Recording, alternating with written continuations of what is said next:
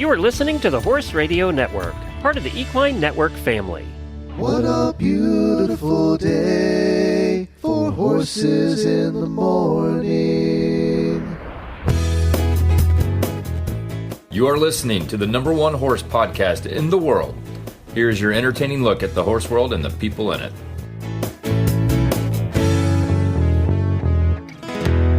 Hi, I'm Julie Broadway, President at the American Horse Council. And I'm Megan Arsman, Marketing and Communications Specialist with the American Horse Council, and you are listening to the special monthly American Horse Council episode of Horses in the Morning on the Horse Radio Network for July 4th, 2023. Good morning, Horse World, and happy 4th of July. It's time to hear from the American Horse Council in this monthly episode of Horses in the Morning. Well, Megan, I'm really excited about today's episode. Horse keeping is not an inexpensive proposition. And if an owner finds themselves in a challenging financial circumstance due to a job loss, a divorce, an injury, an illness, or countless other reasons, horse care cost can seem to be even more daunting. So fortunately, there's a lot of resources out there that can provide help for horse owners and horses as they work through these navigate these bumps in the road. But knowing where to find those are the real key to this. There's a lot of ways you can help horses in need, and that's our theme for today.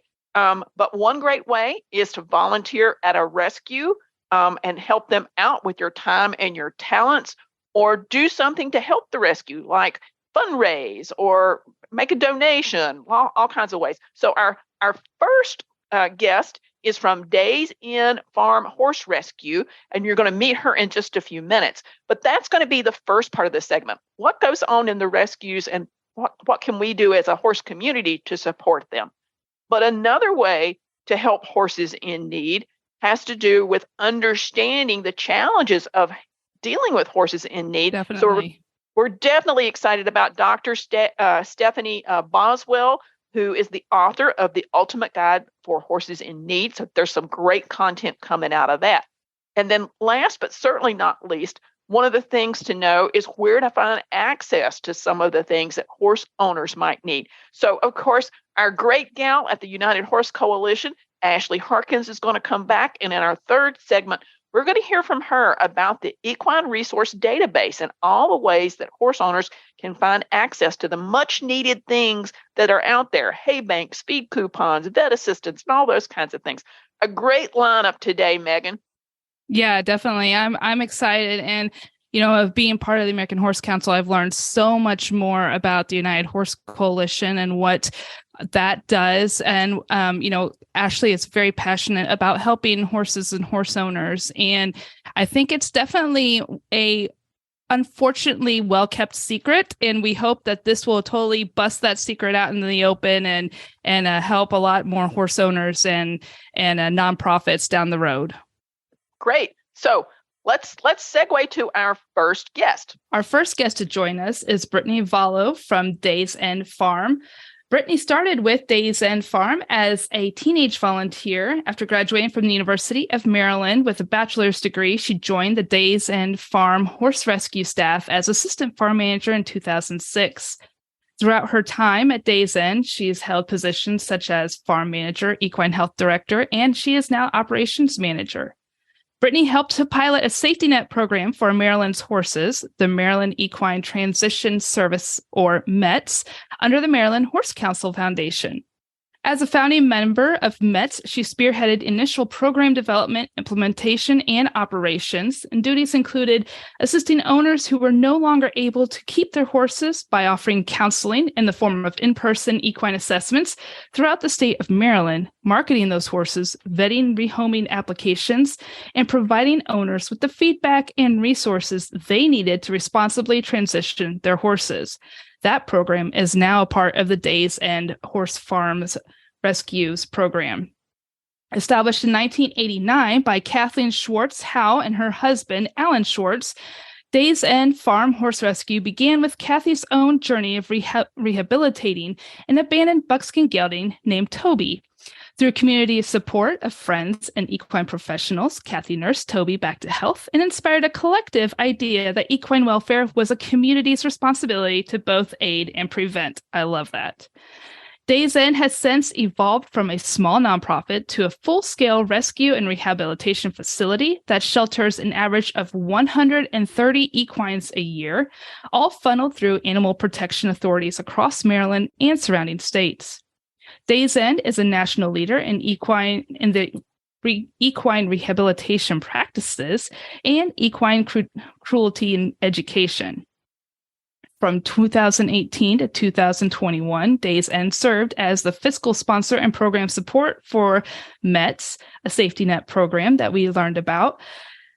In February 2022, Days End absorbed the METS program from the Maryland Horse Council Foundation, and it continues to be a support for horse owners to make safe and responsible decisions for their horses in transition.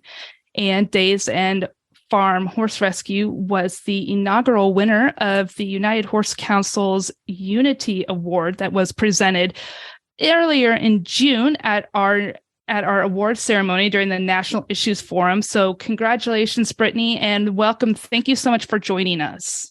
Thank you so much for having me. It's a pleasure. Brittney, why don't you start off for the listeners that aren't familiar with Days End Farm? Tell us a little bit about what you guys do, what your mission is, what's your overall vision and goals and objectives for the organization? Well, what Days End is probably most known for is our efforts with assisting local law enforcement and animal control agencies with bringing in horses from abuse and neglect situations, providing critical care, rehabilitation, and also serving as expert witnesses in court if there are legal proceedings with cases that come in. So we're known for that, but in conjunction with that, we're very focused on increasing education and community outreach as well. The rehabilitation that happens is kind of the post process. It's after abuse or neglect or unsafe situations have happened to horses, but we want to focus just as much on preventing those issues from happening in the first place. So we offer a lot of education and outreach into the community to try to do that.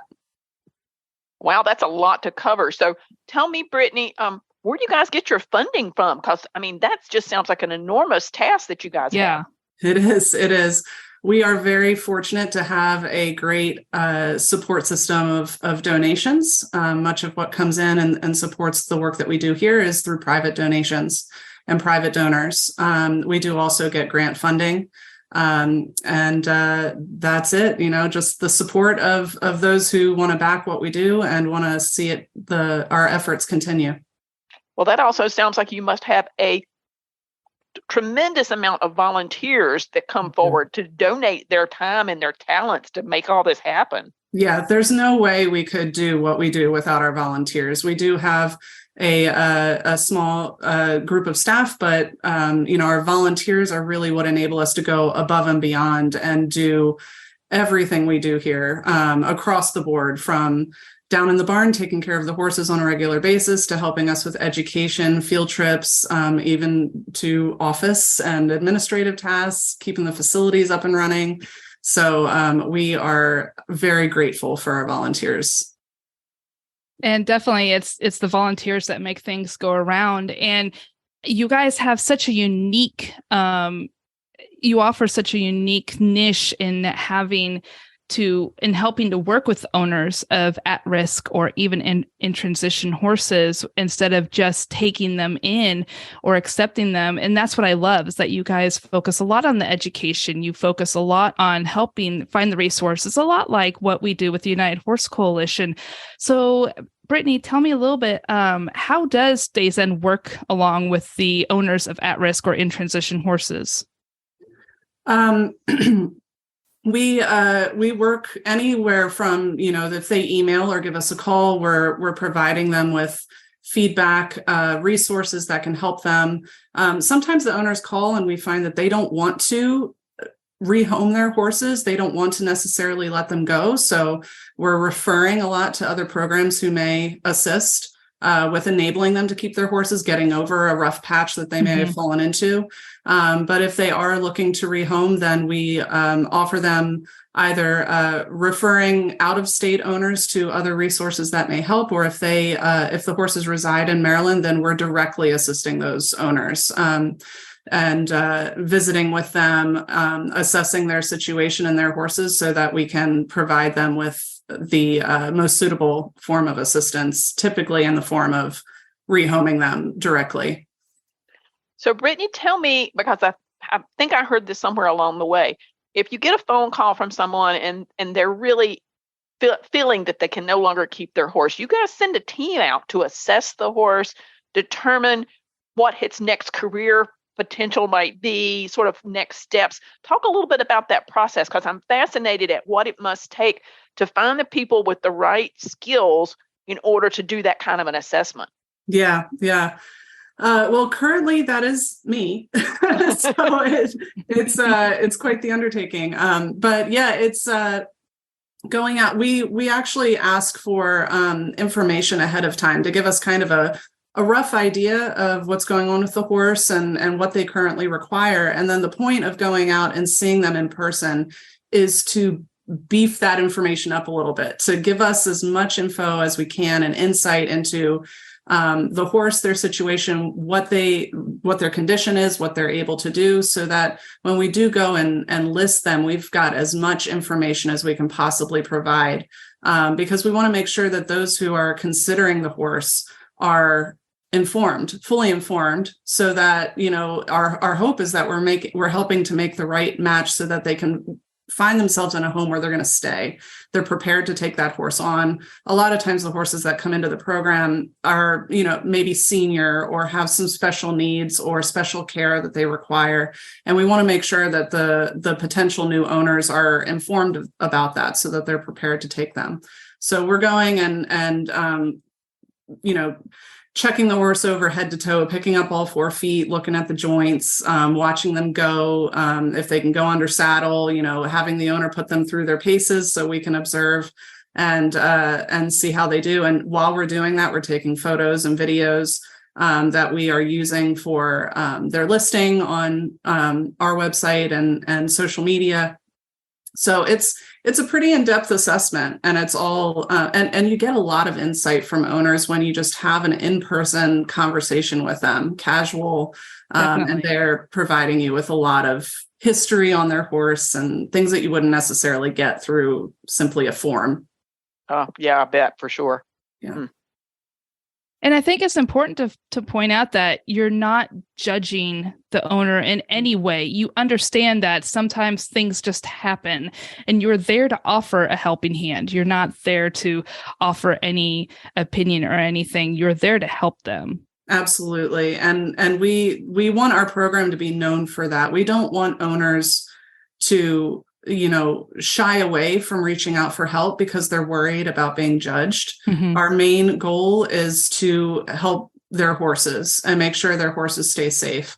So we're going to offer that support in a very non-judgmental way, an understanding, compassionate way, so that the owners feel safe reaching out and continue to feel safe using our support through the whole process. We want them to ask questions, lean on us for feedback or advice throughout the entire process. Mm-hmm. And we want our program to be known for that so that owners don't hesitate to reach out. I'm looking at this next question we had, Brittney, and I'm already anticipating the answer, because the question is, what's the hardest aspect of what you do? And I can already in my head think of 25 things that would be the hardest aspect of what you do. But tell me in your own words, what's the hardest part? Probably the hardest part, I think, across the board, no matter whether you're looking at our METS program or anything else we do with our horses, is just not being able to help all of them. You know, that can be difficult. So I would say that's probably number one. One thing that can be, I wouldn't say the hardest, but it is difficult, is having those harder conversations with owners as well about, you know, decisions that, you know, they probably don't want to have to make, but maybe know deep down they do. and having to navigate that. That's not a pleasant conversation for anybody to ever have to have. So that can be difficult as well, but the conversation needs to be had. Yeah. Brave you. Definitely. So Brittney, Days End was awarded, like you said, the first United Horse Coalition's Unity Award earlier in June. Share how working with the United Horse Coalition has helped Days End connect with owners, potential adoptees, and has most importantly helped the horses. Really, I mean, with anything that we do here, it's making connections, being able to form relationships within the United Horse Coalition and American Horse Council, just the professionals, the networking, the being able to work together and collaborate is really helpful. You never know what kind of opportunities are going to arise through conversation and relationships that are built and created. So I think that is, really what has helped tremendously. Mm-hmm. Oh, great. Glad to hear that. Yeah. So if there's somebody out there listening today, Brittney, that wants to call and pick your brain, tell them how to reach you. What's the way to get in touch and leverage the knowledge and the experience that you've had at Days End? Yeah, I can be reached by phone or email. The phone number here is 301-854-5037, and I am at extension 1011. And then my email for the METS program is mets@defhr.org. So basically the abbreviation for Maryland Equine Transportation Service at daysendfarmhorserescue.org. Excellent. Okay, Megan, you got any follow-up questions for Brittney, or Brittney, anything else you want to share with our listeners? I just want to, extend my appreciation for being invited to help us spread the word about the program that we're offering. As much as we can get the word out there that we're here and we're here to help, even if it's not a horse in Maryland, anybody can give us a call and we will provide whatever resources, advice, feedback we can to any owners. We want to help as much as possible and be a support system. So I want to just extend my gratitude to you all for the invite, and also extend the invite to anybody listening that, if you need help, don't hesitate to reach out. Definitely. Thank you so much for your time, Brittney. We know you've got a lot on your plate, so for you to spend this time with us means a lot. Thank you so much. Thank you. It's time. The 2023 Equine Economic Impact Study is now live. Help the horse industry by doing your part in participating. Help fight for green space and public lands. Help pinpoint areas of growth in the industry to foster while identifying the gaps that need attention. Help strengthen and protect America's horse industry for years to come. Participate now in the 2023 American Horse Council's Economic Impact Study through September 29th. So we're back for our second segment. This is Julie Broadway, president at the American Horse Council again. And we're so delighted to have Dr. Stacie Boswell.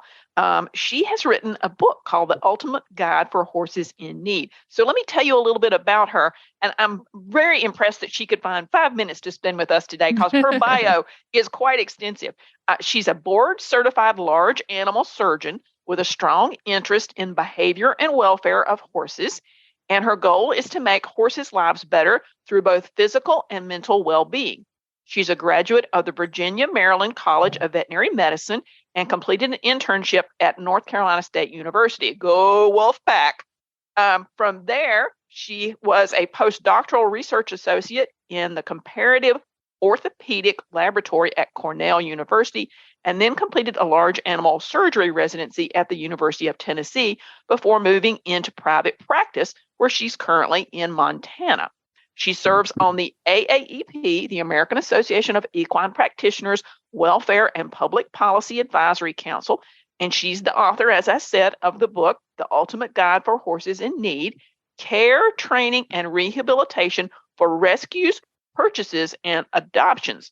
She's also a collaborative author for Equine Fear Free. Now, Fear Free's mission is to alleviate fear, anxiety, and stress in animals by inspiring and educating people who care for them. Training horses and other equines to accept handling for veterinary injections and procedures is important, and it's key for the success of medical treatment. She's a lifetime member of the American Quarter Horse Association and the American Paint Horse Association, and she has shown horses at the National Reining Horse Association and the USA Working Equitation. She and her husband have been members of Backcountry Horsemen of America since 2014. So she checks a lot of boxes, folks. So, Dr. Stacie, we are so delighted to have you. Why don't you begin by telling us what was the impetus behind creating this book, The Ultimate Guide for Horses in Need? Yeah, thank you so much for having me today. So, as you were talking about, I've lived and practiced in 9 states. My husband and I have moved around, and the majority of those moves have been for my veterinary training. And through that, I have seen many horses in many areas of the country that are in tough situations, horses that are neglected or unwanted or in tough situations. And to put some perspective on that, right now, the horse market is really, really good. It's hard to find good horses. There's more homes than there are horses, almost, it feels like, up here anyway. But when I graduated from veterinary school in 2009, there were only 5 jobs available for equine practitioners, and there were far more horses than homes. And so through the next few years, as I was in my early stages of training after graduation, I really saw a lot of horses in a lot of different areas that had a hard time. And there were some common themes in that. And so I was able to use the information that I've learned, compile it, and document it in a way that in the book, I address all of the medical needs, but I also address all of the mental health care needs, because a lot of times those things go hand in hand. So if you can't touch a horse, it's really hard to treat the horse. And so we talk about some things like that in the book.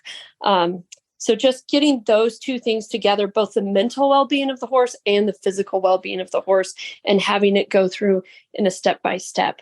But that's where I started, is just watching these horses in different areas of the country that all seem to come with a similar set of issues. That's crazy. It's amazing what 15 years can do for changing in the numbers, as you were saying, only 4 equine veterinarian jobs. And now that's, totally flipped over. So I love that you've used your experience. And this sounds like an awesome book that would be great for anybody that works in rescues or sanctuaries, for sure.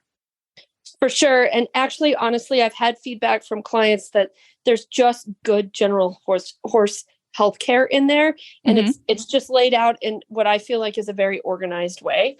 And just really nice information to really help people through common issues. So even if you're not a person that rescues horses, there's good information there for caring for the horses that you currently have.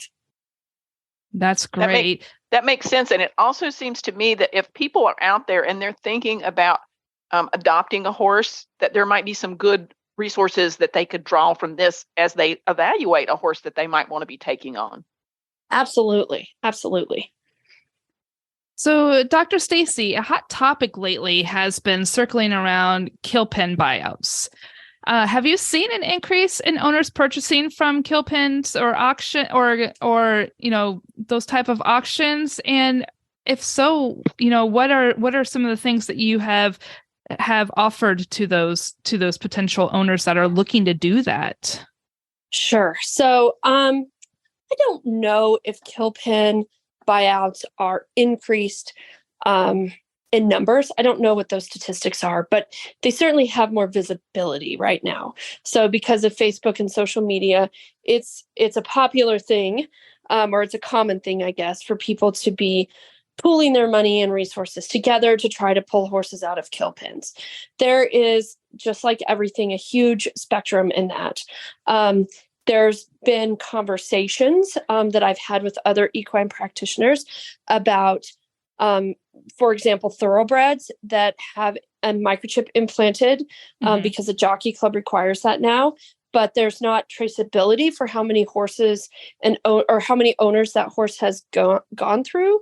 And so then the horse may end up in an auction and the original microchip number is traced back to the original owner, and those owners get called out and harassed a little bit. And so that's not a great thing. And I've also seen some of those quote unquote kill pen sellers that certainly seem to be able to work the system to their advantage, let's say.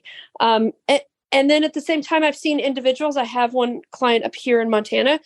She started a Facebook group to help advertise the horses that go through the local loose sale. That way, circumstances and information can be exchanged about the horse so that they can find a better fit. She buys horses herself and she rehabilitates them and she rehomes them and she does a really nice job. And so there's lots of people that are doing a really nice job in helping horses too. I think the visibility has really made it a hot topic for sure. And just like everything, I think it's really hard to pass judgment on the situation as a blanket. I think every single individual purchase and sale is probably different circumstances, and understanding that helps us figure out where each of us can fit into that whole system. Yeah. I was just going to add, often, Dr. Stacie, we have people that contact us because they've seen something on social media that looks too good to be true, and they're wondering, if they're going to get this great horse for a bargain price kind of thing.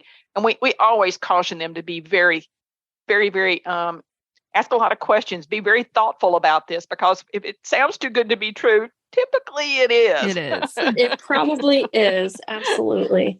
Yeah, it's really tough because I see the videos that are posted, and there's some common themes with auctions where the horse is more likely to be a crypt orchid, for example, as dying with a testicle that's retained, or a horse that's more likely to have a lameness issue, or a horse that has a chronic wound. Chronic wounds are really common in these situations. And it's really buyer beware for sure. But then there are horses that come out of those situations and that horse had a chronic wound, but that's because there was still a piece of metal in there. And once we took an x-ray and took it out, the horse went on and did great. And it's just, you have to go in knowing that there's a big risk to it. And like the gal that's up here that does all these, she has brought horses straight to me from the auction and said, please put this horse out of its misery. It's really suffering. This is not fair to the horse.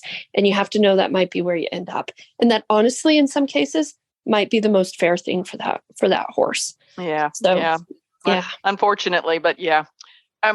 Speaking about when somebody, they get a horse from whatever circumstances it might be, what are some of the most common medical or behavioral challenges that they should expect to see and they should sort of be planning for? Because a lot of times it's not just purchasing the horse. Now you've got the horse and you've got to do some rehabilitation and you've got to do some other things. And so they need to have the means to handle those issues.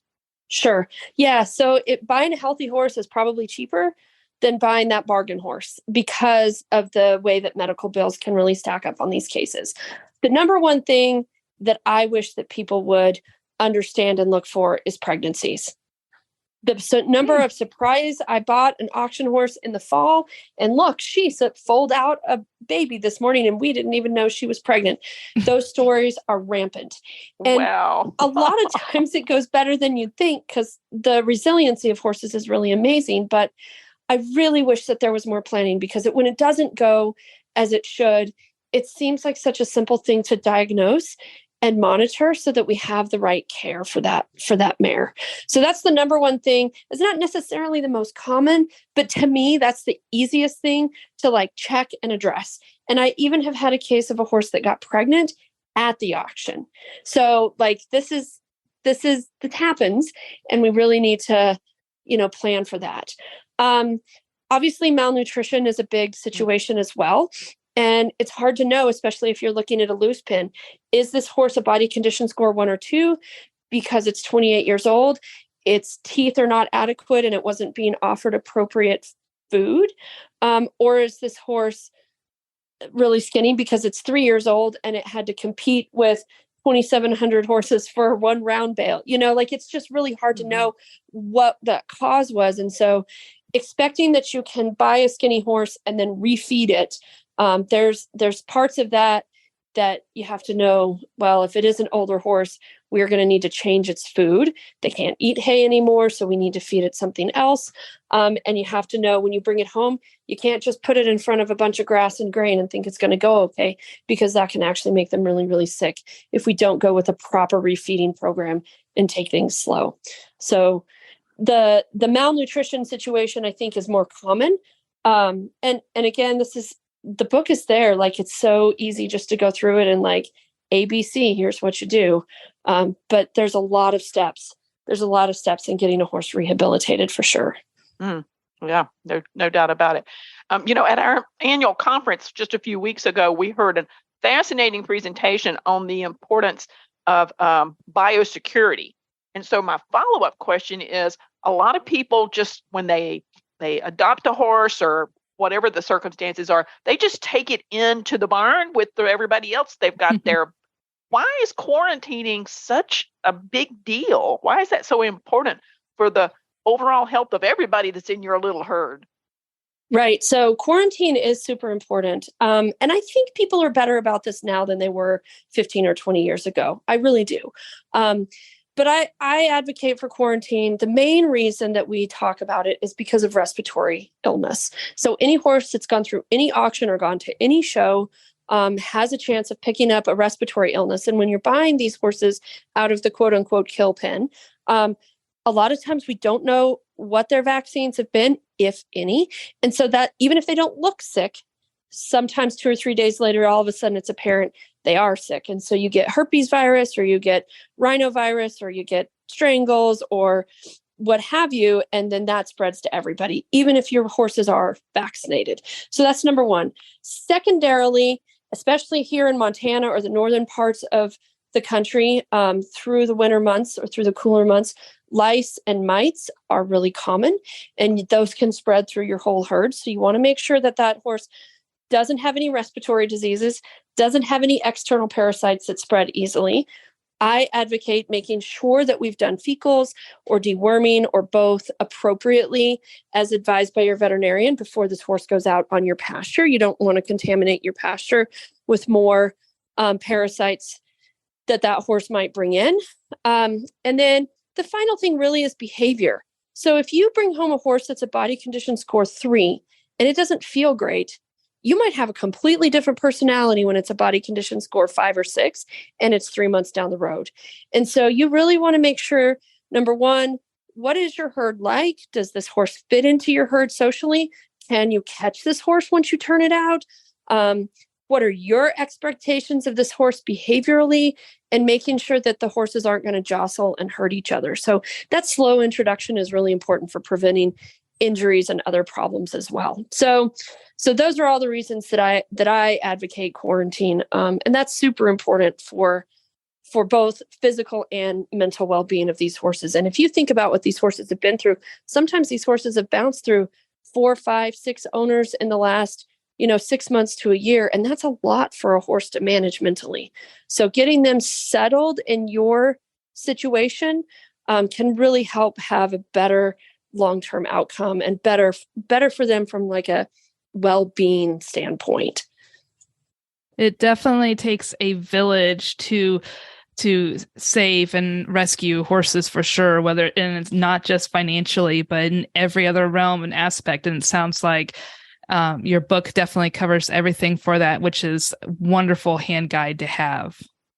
So tell us where our listeners can go to purchase the book. Can we Google it on Amazon or whatever and purchase it there? I think Trafalgar Square Books is offering it. And just a quick plug, if you're out there and you're listening and you take the National Economic Impact Study that we're doing right now, you automatically at the end get a coupon code for a discount from Trafalgar Books. So go buy Dr. Stacie's book with your discount out there. But tell us where you can find the book. Perfect. So yes, absolutely. If you go to horseandriderbooks.com, that is Trafalgar Square equine section of books. They do more equine books than any other publisher in the US, and I think probably the world. So they have a wide selection. They carry mine and a lot of other really good authors with a wide range of equestrian topics. All of the books are high quality, color printed with like pictures. They're really a fabulous publisher. And that's why I started out there when I was in the process of writing. And I'm so happy to have worked with them. So again, horseandriderbooks.com. You can also go to my website, Stacie Boswell. So that's STACIEBOSWELL.com. And it's available for purchase there. It is carried on Amazon. But I will tell you guys that Amazon, they take a big cut from that. So if you're going to buy any of those equestrian books through Trafalgar, that is much better to support all of the authors as far as getting, more books, more information out there and really supporting the people that have put the work in. For sure. Definitely. Well, thank you so much, Dr. Stacie. Do you have anything else that you would like to share with our listeners? No, I really, really appreciate you guys having me on the show today. And I hope everybody's horses always stay healthy and happy. Thank you. Have a great day. Thanks, Dr. Stacie. Thanks, Stacie. Bye-bye. So our third segment for this episode is with Ashley Harkins, the director of the United Horse Coalition. So let me sort of set the stage. There are 7.2 million horses in the U.S. There are 2 million owners in the U.S. That means that somewhere, somebody is going to need some help. And that's what the United Horse Coalition is all about.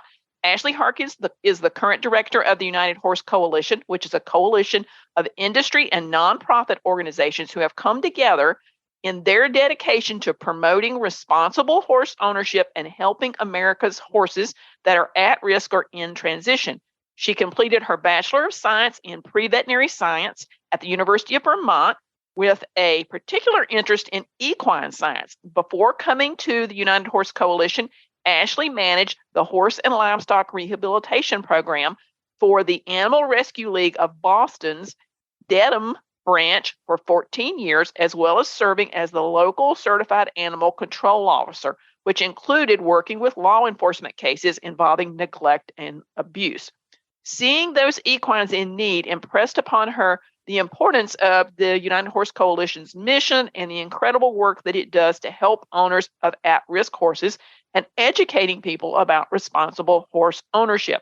She currently spends her free time with 3 geldings, 2 of whom are adopted, and who are now instilling a love of horses in her children and her horse, I'll call him an enthusiast husband. And Ashley, we just heard Dr. Boswell talking about adopting a horse, and I know you adopted a horse recently. Tell me how that's going. How long has he been there now, and has he integrated into your little herd?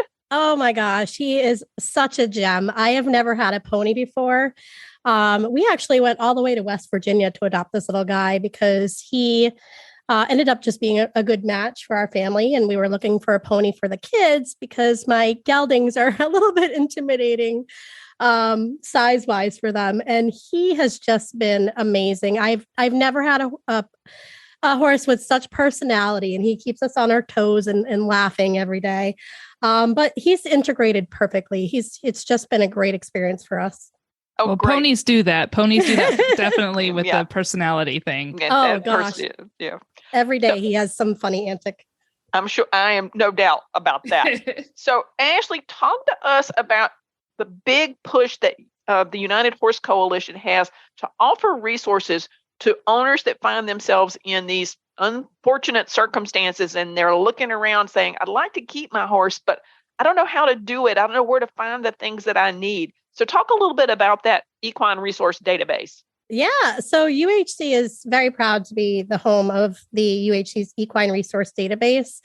And what the database is it basically, we call it a database, but it sort of acts like a directory of about 1,200 rescues, sanctuaries. We have municipal facilities in there and direct placement programs, basically really anything that offers type of assistance within the USA to help owners keep their horses at home or provide resources to help prevent their horse from becoming at risk.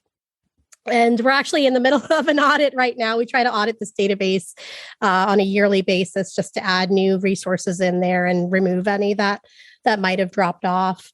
One of the things that we like to note in this database, we also include things like hay and feed programs, castration assistance. There's even programs to help with owners if they decide that they need to euthanize their horse and help them with the aftercare and the remains, because I know that oftentimes financial reasons can be a big barrier to making that type of decision. There's also things like behavior and training resources out there. I know Stacie had touched upon that a little bit about when people are acquiring a new horse, that sometimes you see these behavior issues pop up. So we want to help owners with that and get them resources in that area as well. And really just anything we've identified that can be an asset to helping horse owners who might have horses that are in jeopardy of becoming at risk. Well, I know one of our real objectives is to try to help owners keep their horses. There's, you can help me with the statistics, Ashley, because I'm doing this off the top of my head, but there's about 1,000 rescues and sanctuaries out there. And there's probably at any given point in time, 40 to 50,000 horses in those rescues and sanctuaries. And we don't have a whole lot of like excess capacity. So the more that people can find these resources and can keep horses at home, the better. You want to add anything to that? Because that's really the story. So one of the things that we identified through the Equine Welfare Data Collective, which is a program of the United Horse Coalition, when we surveyed the organizations that are part of that participate in the EWDC, one of the values that was sort of striking that we came across was that about upwards of 75% of horses that are coming into these rescues are coming in for reasons having to do with the owner. So this can be anything from the owner's health, owner's financial circumstances changed, but also law enforcement confiscations. So when you look at that number, one of the things that we can address, and sort of get ahead of the problem of stemming the tide, if you will, of these horses ending up in rescues and helping alleviate that a little bit, is addressing the issues at the source. And that's trying to help these owners troubleshoot ways that they can keep their horse at home. So a lot of the help that we provide is through short-term relief. So sometimes it's a matter of they've just lost their job and they need a little leg up for a couple of months in the way of hay and feed banks. Sometimes it can be, a medical emergency that has happened to the horse, and there's a wonderful resource called Vet Direct that can help with that. But even, starting to get owners to think proactively. So always in the back of their mind, we try to get people to think about, what would happen to your horse if something was to happen to you today? Well, if you lost your job or you ended up in the hospital, what are some steps that you can take in advance to make sure that your horse doesn't end up in a situation where they're going to become at risk or have to enter the shelter pipeline? We also talk about estate planning. So that's a big educational component of what we do with the United Horse Coalition, and helping owners to sort of set that up for their horse. Oh, great. So tell everybody the website address and how they can reach you via email or what other mechanisms, follow you on Facebook, whatever that might be, so they can learn all about what's offered out there. Absolutely. We have upped our social media game with the help of Megan. So we have a Facebook account. That's United Horse Coalition. Instagram account. Our website is where we house the Equine Resource Database, and that is www.unitedhorsecoalition.org. Or you can email us at any time. It's uhc@horsecouncil.org. Great. Thank you, Ashley, for joining us today. We really appreciate it. And hopefully all the listeners have gotten a takeaway from hearing the 3 presentations today, something that's going to be useful to them going forward. Thanks for having me. Thank you, everyone, for joining us today. I know I definitely learned a lot, and I know Julie did. And I hope everybody had some sort of takeaway in helping horses, not only in need, but your own horse in your backyard. If you're interested in learning more about Days End Farm Horse Rescue or Dr. Stacie's book, The Ultimate Guide for Horses in Need, take a look at the links in our show notes below or look them up online. We encourage you to follow the American Horse Council on social media and look into becoming a member to help support your beloved industry locally and nationally. Thanks, Megan. And you can subscribe to Horses in the Morning on any podcast player and find all the shows on the Horse Radio Network at horseradionetwork.com. And as we love to say, #Here for Horses. Here's what we do, folks. Reach out to us if you have questions or there's anything that we can help you with.